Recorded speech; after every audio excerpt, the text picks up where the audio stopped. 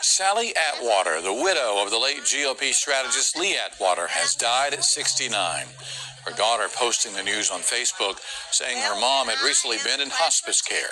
Sally Atwater did run for the GOP nomination to be South Carolina's education superintendent in 2014. She was also a delegate to the Republican National Convention in 2016.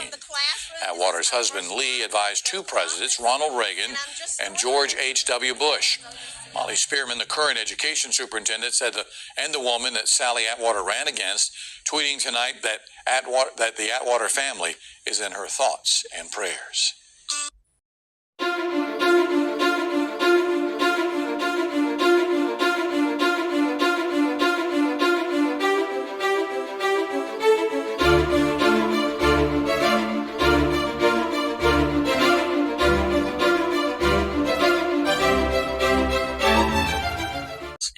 Bing, bing, bing. FDR didn't give a damn about civil rights. And black people loved him for it. There was no party switch. It was all based on the black vote. Let's keep won the Deep South. Got crushed everywhere else. But if there's a way, the Republican Party thinks to itself, to take advantage of this concept that his ideology got those racist votes and he wasn't racist, maybe we can come up with a strategy like that. And that's what Richard Nixon does in 1968, and he's pretty successful. Now, in 1968, as you look at that map, you can see that he doesn't win all of the South. We have George Wallace running as an independent. He's still a Democrat, but he is de-aligned, creating an independent party, and he is sucking votes away from Richard Nixon. This shows you that those white Southerners, they do not want to vote for a Republican if they can help it. But they're not going to vote for a pro-civil rights Democrat either. So basically what we can boil this down to is that the Southern strategy is kind of using what's called dog whistle politics, where rather than saying racist things and being a racist, you appeal to the issues that appeal to the racists.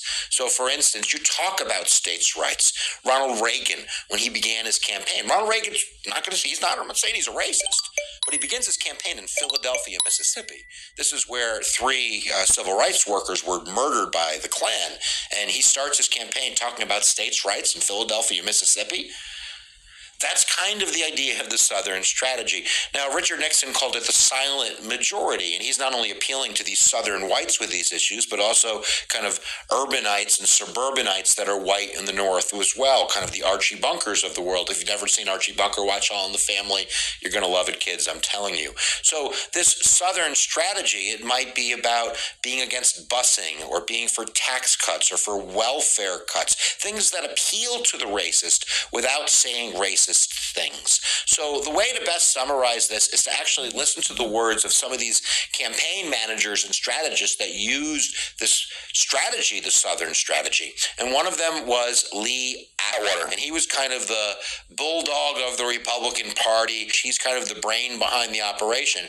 And you can hear him right now talking about the Southern strategy. You start out in 1954 by saying nigger, nigger, nigger. By 1968, you can't say nigger. That hurts your backfire. So you say stuff like forced busing, states' rights, and all that stuff. And you get so abstract now, you're talking about cutting taxes, and all of these things you're talking about are totally economic things, and the byproduct of them is blacks get hurt worse than white. So when Richard Nixon is talking about the counterculture and how we need law and order, to Archie Bunker in the North, that means we have to, make sure these kids aren't smoking dope on the street. But to that guy in Mobile, Alabama, who's a white Southerner, that means not letting these African Americans getting out of hand. He didn't have to be racist to say that, to appeal to the racist. So when Ronald Reagan says we need to go after the welfare queens, he didn't call out African American women in a racist way, really, but that's what white Southerners heard. At one point, it was said that Reagan was testing phrases, and when he referred to young black men on welfare, he at one time tried young bucks. That didn't work out very well. He changed it. You don't want to look like a racist. You don't want to sound like a racist. You probably aren't a racist, but you need those votes. And that's the idea of the Southern strategy. So when Grant ran, they only gave 5% of their war chest to Southern races. They weren't really interested in that.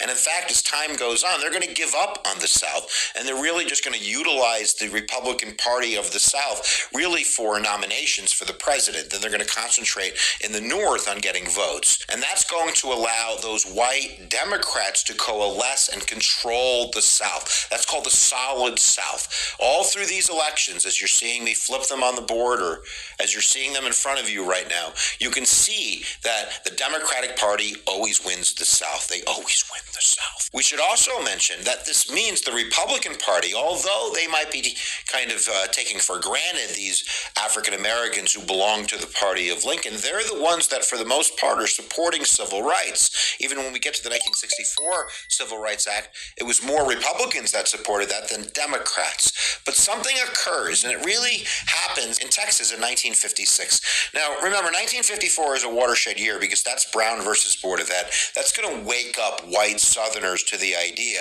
that change is a-coming and you ain't going to like it, namely integration. So in 1956, something interesting happens, and it's a race in Texas, a congressional race based in Dallas. Bruce Alger was his name, and he had won in 1954 as a Republican in the South, but he was a moderate Republican. His stance on race was one of gradualism, like it's going to occur, let's work with the tides of change. And then he made a strategic change in 1956, and as a Republican, he ran as an avid segregationalist. And part of this wasn't because he had a change of heart, but was because there was a change in the community. And namely, this had to do with the First Baptist Church in Dallas, which was run by the guy by the name of W.A. Griswold. And this was a man who believed that the Bible verified that we should be segregationist, and the people in the communities ate this up. And this sends a message in Texas that this is the thing for the Republican Party to do. And then John Towers in 1961 becomes a senator all the way up to the 1980s in Texas, and he was an avid segregationalist as well. It worked for them. So now as we move into a national model, the Republican Party has probably taken notice that this worked in Texas. So first in 1964, LBJ is going to crush Barry Goldwater. Now, Barry Goldwater is not a racist, but Barry Goldwater is an avid ideologist, and he believes with all of his heart that states' rights is the way to go, that the Constitution should be read strictly, that we shouldn't have big government programs like Medicaid and Medicare, and we shouldn't have the federal government getting involved in elections and civil rights. That should be left to the people. Did I say not go for civil rights? I did. But that doesn't mean he was a racist. But in 1964, as you look at that map, Barry Goldwater gets crushed everywhere.